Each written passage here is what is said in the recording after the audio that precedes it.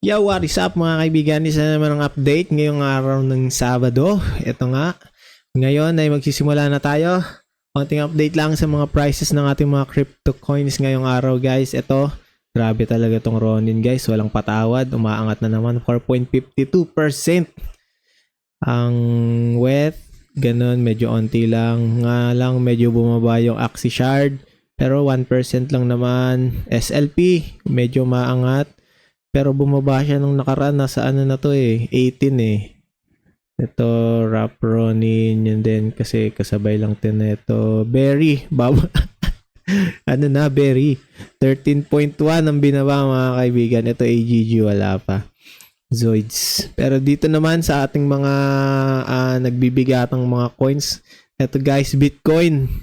Nag-nosedive siya ng kaunti guys. Hanggang sa umangat ng onti. Tas liliquidate na naman yan dito. Hindi na naman natin alam kung tataas pa ba yan na bababa ulit.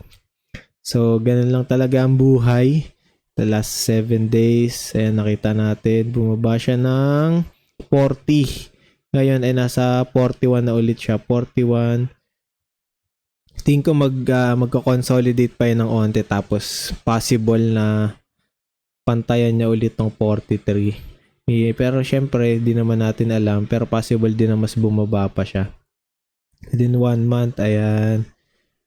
Pababa siya guys. Mukhang bumabalik na ulit siya sa dati niyang presyo. Pero at least 3 months ago, malayo na siya talaga sa presyo niya. Anyway, yan ang ating BTC. Ethereum, ganun din. Medyo bumaba. BNB, grabe Paangat lang power Solana medyo paangat din pero bumaba siya nung sa ano niya.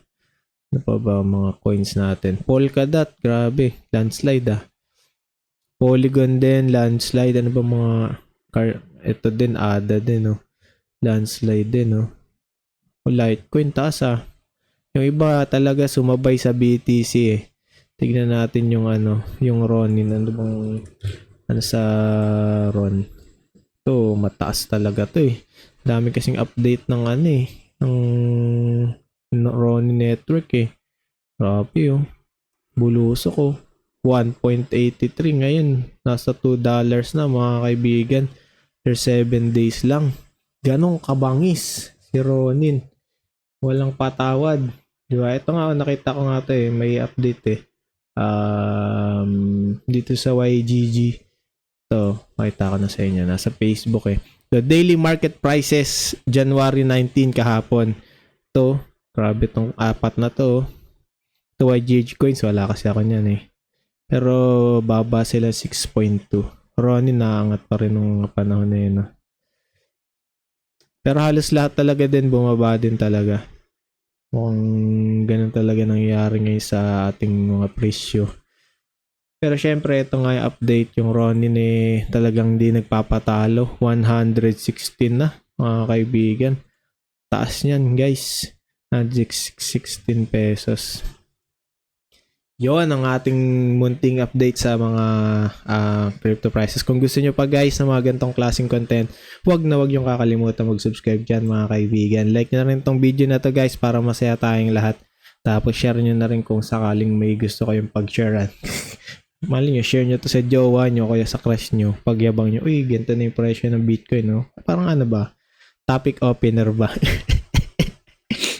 Memo lang Alam mo, hindi makikrypto yung liligawan tsaka yung crush mo, At least, di ba, maangas ka niya. Mukha ka nag-trade pala to ng yung nanliligaw ko, di ba? Crypto pala siya. Very smart. Yun lang, guys. Anyway, tuloy tayo. Ito guys, speaking of Ronin kanina, isang malaking update nga pala sa Ronin. Ito guys, nag-update sila yung Ronin wallet. Hindi ko sure kung sa cellphone pa lang ba to, pero feeling ko nga sa mobile pa lang. Kasi itong Ronin dito hindi naman nag-iba pa ng itsura So sabi nila ito nga glow up nga dito. Ito ganun pa rin naman. Sabi nga nila glow up daw. Sleeker, more intuitive design. Yeah. So mamaya mag-update nga ako niyan. Pakita ko na sa inyo bukas. Ayan. So ito yung mga nila, yung mga update. In-app browser, design glow up. MPC technology. Excuse. Individual token history, multi-chain support including ito guys. Mamaya pag-usapan natin to. Pakaangas niyan. And more. Yeah, this is a chunky update will deploy in phases over the next 14 days. Okay. So, unti-unti na lang i-update yan. So, ito, ito nga yung sinasabi nila, meron silang MPC technology na tinatawag. MPC technology, alam ko, ano yan, multi-party, ano ba yan, multi-party, ano ba yung C? Dito yan eh. Wait nga, nabasa ko yung kanina eh. Ito pala yung mas more in-depth. Dito yan eh. MPC, ito. Multi-party computation, yan. Ito daw that means user wallet is controlled with 2 or more shares of a wallet instead of a single complete private key. Parang ano siya, mas secure yung dating nito mga kaibigan. It adds optional layer of security to your address private key. So yun naman yung pinagmamalaki nila ngayon dito sa Ronin Wallet. Mas secure na daw siya. Mas hindi na siya madaling i-hack. Yun. Ito. Tapos ano pa ba? Ito mabigat din to. Introducing multi-chain support. Ito sinusupport na nila yung Ethereum. So yung Ronin network daw nag-work na siya sa Ethereum network din. So alam naman natin na ang Axie nagmula siya sa Ethereum network, 'di ba? Hanggang sa nag-move on sila sa Ronin network. Tas ngayon, yung Ronin wallet ngayon ay gumagana na siya sa Ethereum network. Napakaangas niyan, guys. Ito kung makita nyo dito sa picture nila, meron pang BSC, meron pang Polygon. So mangyayari niyan malamang tatakbo na rin yung Ronin network sa tatlo pang network na to. Napakaangas niyan, guys. Napakalaking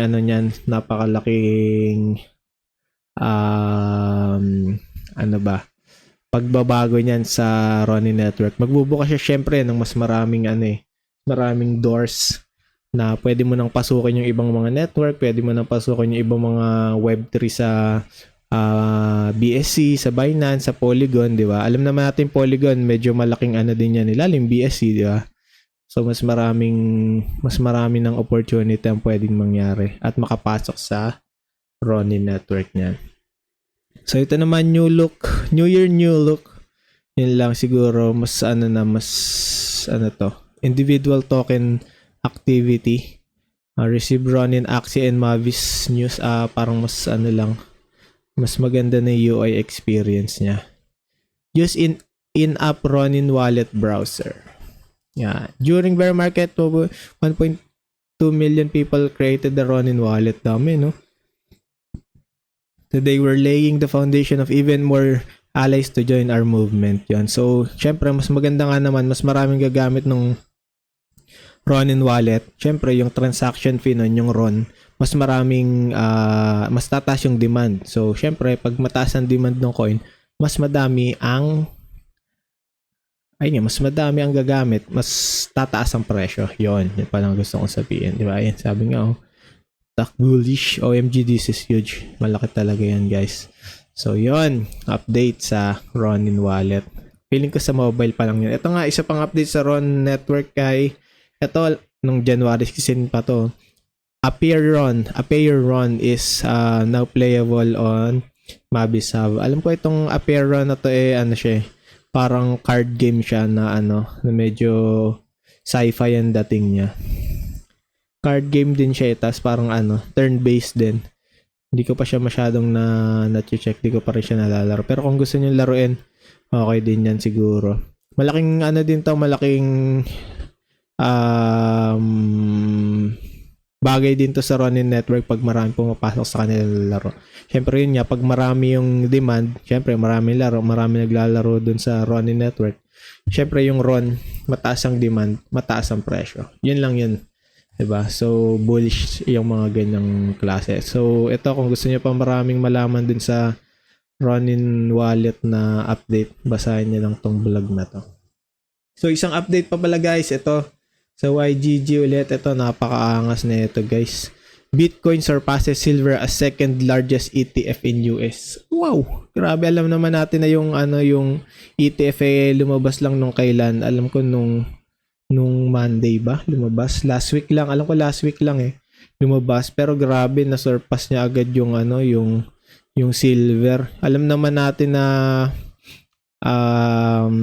malaking din yung silver sumunod siya dun sa gold, kaya siguro pinapatunayan lang ni Bitcoin na siya yung talagang digital gold na sa henerasyon ngayon, no? Laking bagay niyan, guys. Malamang mas marami mag-i-invest sa Bitcoin, pero pababa nga lang. Pero syempre yung iba gusto ganun, mas bumaba para mas makakabili sila. Yon, laking bagay nun, ha. Ito na nga, guys, Axie Infinity update na, mga kaibigan. Ito, nilabas na nila ang Homeland Beta. Ay, nilabas na ang update pala sa Homeland Beta. Ito, kung sa mga hindi nakakalam, Homeland Beta, ito ay matagal na nilang project. Siguro bago pa mag-pandemic, nilabas na nila to. Ito yung may land, guys, yung bibili ka ng land mo. Tapos parang ang style nito yung mga simulation na nagtatanim, mga nagka-craft, mga ganun. So ito, meron na silang beta at bago na yung user interface niya, 3D na. Dati kasi yung pinapakita nila mga 2D lang Siguro kaya natagalan din kasi ginawa nilang 3D. Ito, Axie Infinity Homeland Beta is imminent. So, Homeland-based Axie players can build their own settlement on the planet of Lunasia. Calling landlords and stewards. Ito mamaya pag-usapan natin itong landlords at stewards. The new land delegation marketplace will go live when beta begins. Ayan. Set AXS reward splits delegation time period. So, ito tingin ko, itong landlords and stewards para siyang scholarship program na tinatawag natin dati sa Axie Classic. So, ito, invite your NFT Axies to your land plot for the first time in 3D. Yan, yun nga. Ginawa nilang 3D. Ito mamamikita natin yung tsura. So, pwede mo na ngang ipasok yung Axie NFT mo sa iyong land. Yan, we updated. Ang tanong nga lang dito, ano kaya magiging gamit ng mga Axie mo, no? So, may sarili ba silang gamit? Kunyari, yung yung plant na Axie. Siya, mas magaling siya sa agriculture. Kasi plant siya, yung mga ganung bagay. May gamit kaya yung mga parts din. Halimbawa, meron siyang rosebud. Mas magaling siya magdilig. Mga ganung bagay, no? Syempre, para at least maging in demand din yung ibang Axie, no? Para may gamit. Kunyari, meron ka pala nun na tinatago mo lang sa baul. Yung chop suey mo na na plant, no? At least magagamit mo siya dito sa Homeland. So, yun lang, naisip ko lang, sana ganun yung gawin nila. Ito, we updated the access reward loop and updated the in-game quest system. Yan, mamaya basahin natin yan. Introduction to material quality, mamaya basahin din natin yan. So, ito, yan, panoorin natin tong Grabe, ang ganda, talagang pinagbuhusan nila, yung mga assets na yan, paano kaya nila yun, inisa-isa. Ito yung kada isang plot. Kasi alam ko sa bawat plot, iba-iba yung yung weather doon kung nasaan man yung lugar ng plot mo. Ito mga mystic ata. Alam ko may mga mystic plot Ito Savannah. Savannah, meron dyan yung parang winter Kasi ito forest pa. Forest. Tapos, yan yung winter. Tapos may mga mystic na plot. Angas. Yan, Axie Infinity yan na nga, ito na. So, meron silang ngayon tinatawag na na ito yung yung land delegation sa marketplace ilalabas nila. Basically, land delegation ay parang nga siyang scholarship program. Ito makita natin dito. So, si landowner A, i-list niya yung plot niya dun sa sa marketplace. Tapos si steward, ito yung mga tao o yung user o pwede din siya landowner, magiging steward siya. Gusto niya mag-apply siya dun sa sa delegation na yon. Tapos, kung i-accept ni landowner, ito, siya na yung magiging stewards. Tapos, delegation starts na. Pero pag hindi, yun lang, hindi siya magiging stewards. Basic. So, ito na. Kunyari, naging steward na siya. Ngayon, si steward magiging magkakaroon siya ng mga in-game rewards. Makakuha siya. Pwedeng AXS. Ano pa ba? Hindi ko alam kung ano pa yung mga pwedeng makuha. Pero alam ko AXS pwede. So, yun. Depende sa percentage ng paghahatian, mapag-uusapan nila kung ano bang nila magiging hatian. Tapos ito, revoke contract. Kaya nirevoke yung contract. Ayaw na ni landlord na siya yung maging steward. Contract ends. Tapos na no, contract extends, contract duration extends, siya pa rin yung steward.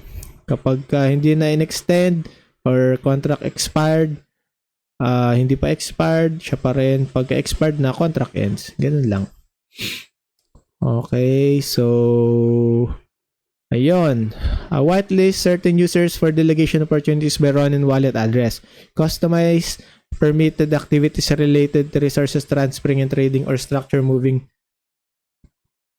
Construction and destruction yon. So, pwede mong i-customize yung yung access lang ni steward mo kung ano lang pwede niyang gawin. Kung pwede lang ba siya mag-transfer and trading or pwede niya bang i-move yung mga structure, yung construction, or pwede siya mag-destruction.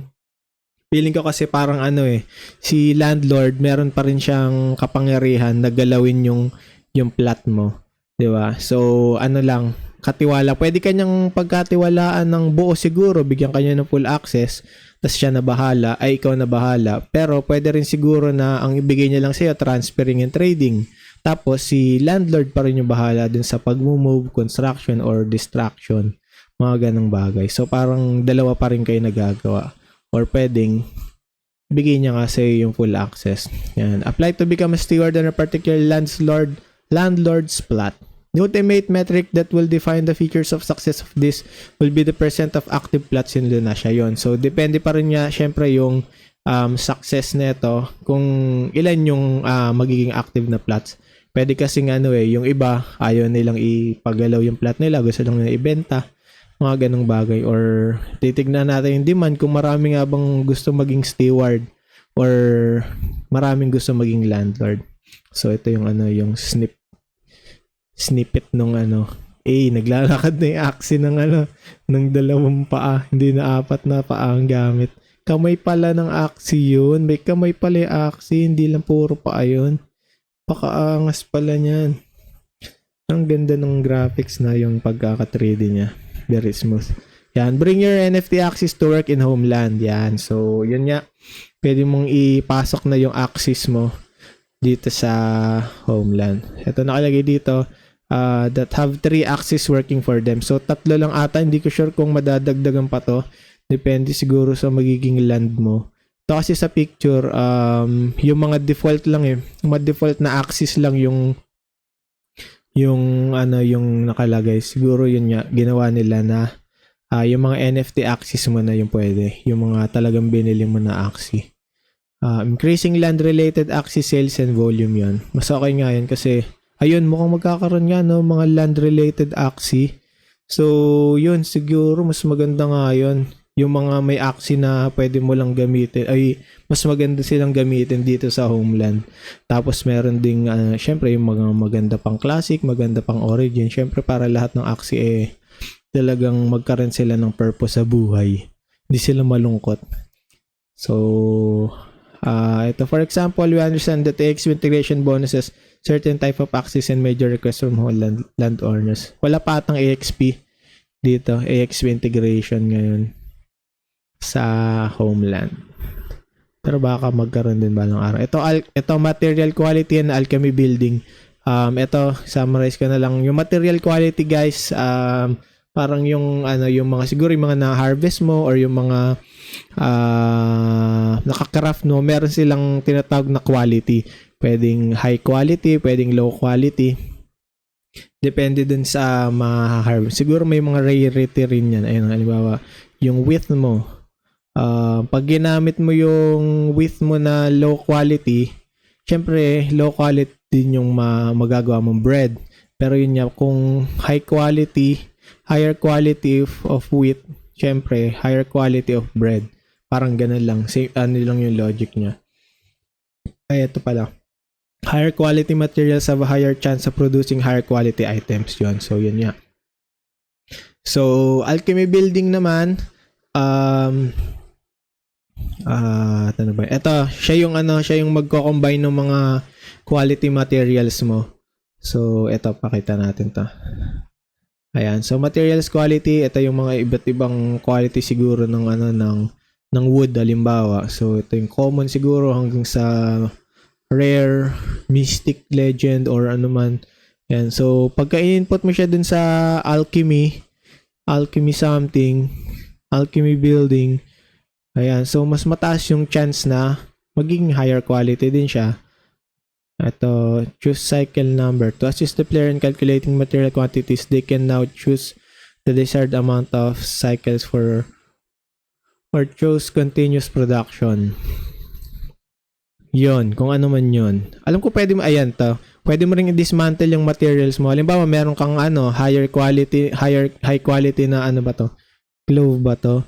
Clover, high quality na clover. Pwede mo siya i-dismantle. Pwede mo siyang gawin na lower quality, mas lower quality na clover, pero mas madami yung quantity niya. Parang ganun. Yon. Why we update the AXS rewards pool? Ito, to the new mechanics AX build up Asian coins. Ito, may bagong coins dito, guys. Asian coins tsaka Sapiday. Sapiday ba yan? Sapiday, Sapopo. Sapiday coin. Sila yung mga non-tradable in-game currencies lang. Kumbaga sa Axie Origins, yung mga gems. O kaya sa mga nilalaro natin na mga Clash of Clans, mga ano sila, goo.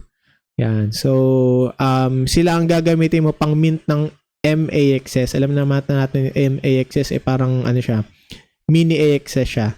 So, ito ang formula. Isang Asian coin plus 10 Sapiday Popo coins equals 1 MAXS. So, ito, earning yung mga coins para makuha mo siya, yun lang sa in-game gathering, producing, crafting, passive adventures, yun. So, ito, AXS minting, yun lang, gagamitin mo sila para dun sa pag-mint mo ng AXS. Normal earning, ito yung mga types ng para mag-earn ka dun sa AX, sa Homeland. Ito yun nga, yung mga producing, crafting, battles. So, gagamitin mo yung coin na yon para makapag-mint. Steady earning. Steady earning gives the player a consistent earning with every action. So, yun yung parang nila. Yun yung pinaka consistent mo na ma-earn mo. Siguro mga quest, ganun. Chance earning naman, ito lang possibility lang na mas makakuha ka ng mas mataas na amount ng token. So, at least meron kang chance pa rin. Hindi ka stagnant lang dun sa sa steady earning mo. Special earning, ito siguro mga event nila to. Moonfall tsaka Moonbeam. Yan. Special earning. Players ito raffle. Ito naman, regular earnings through special actions. Daily limits per account per plat. May daily limits pa rin. Ayan, ito naman mga new quest system. 2 type of quest, daily quest, weekly. Ito alam naman natin to, may ganito din sa Origins.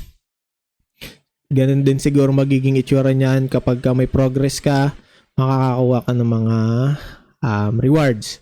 Yung weekly quest, ganun din naman, mas madami nga lang siya requirements, pero at least weekly naman siya, unlike yung daily.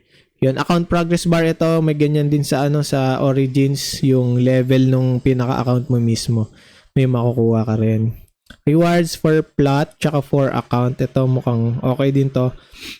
For plot. Siguro ito naman yung mga nakadepende sa plot. For each players finish a quest on a plot, the player will receive points and rewards. For account, ayun din, yun nga, yung mo. Dito sa account mo. Yung progress mo naman siya per account. Okay din, dami yung mga mga ways to earn. So, yun lang. Ito nga, Homeland in December of 2022. 2022 pa, 2024 na. So, mga 2 years na siya. So, yun lang guys. Ano nga bang masasabi nyo dito sa Homeland? Tignan nyo natin yung yung price na ng mga plot ngayon. Kung magkano na ay plot, mga land.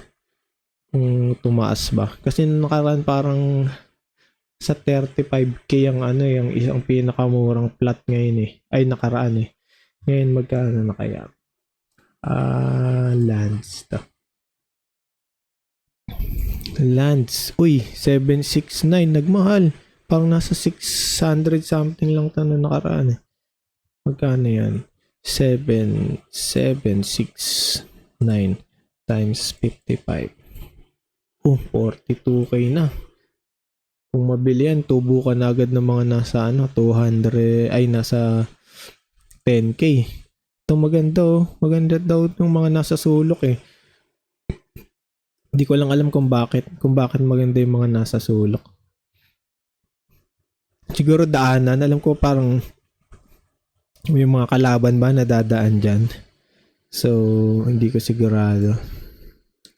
To 741 oh. May nag-aalok na sa kanya ng ng 719, ayaw niya pa ibenta. Angas. Nabili niya lang ng, magkano niya nabili to? Siya ba nakabili? 0.33. Yun, no? Kitang kabuhayan ka na dyan, no? So, yun lang guys. Ano ba masasabi nyo dito sa Homeland? Comment down below kung gusto nyo bang maging stewards or may balak ba kayong maging landlord. So, depende pa rin talaga, no? So, kung paano magiging ang tanggap ng mga tao dyan sa Homeland na ito. Pero mukhang okay. Mukhang, promising naman yung, nila, yung gameplay. Alam ko sanay naman tayo dyan eh, yung mga dati man nagpo-farm bill. Magpa-farm bill tsaka SimCity, di ba? So, mukhang masaya naman yung gameplay na yan. Kaso yun nga lang medyo pricey. Pero yun lang. Guys, ano ba masasabi nyo? Comment down below. Huwag nyo kakalimutan mag-like, comment, and subscribe. Peace out.